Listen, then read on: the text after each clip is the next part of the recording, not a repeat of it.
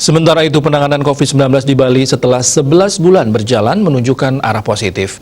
Tambahan pasien COVID-19 tersebut dilaporkan melampaui kasus baru. Pada Sabtu 20 Februari, pasien COVID-19 yang telah sembuh mencapai 469 orang. Kumulatifnya mencapai 28.918 orang.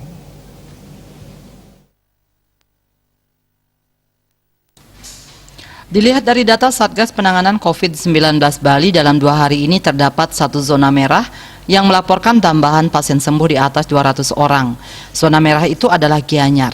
Gianyar melaporkan pasien sembuh sebanyak 201 orang, sedangkan hari ini bertambah lagi 215 orang tercatat sudah sembuh.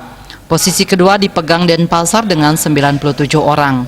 Selanjutnya Buleleng melaporkan 48 pasien sudah sembuh.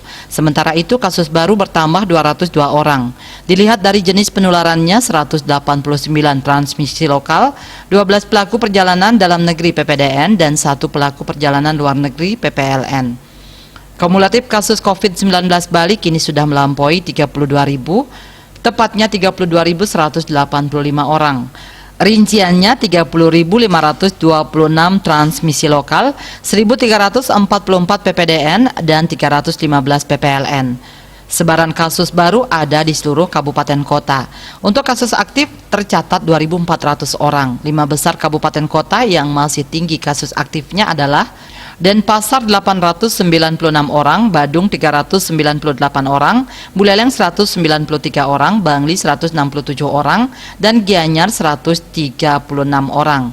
Dia Dewi, Bali Pos.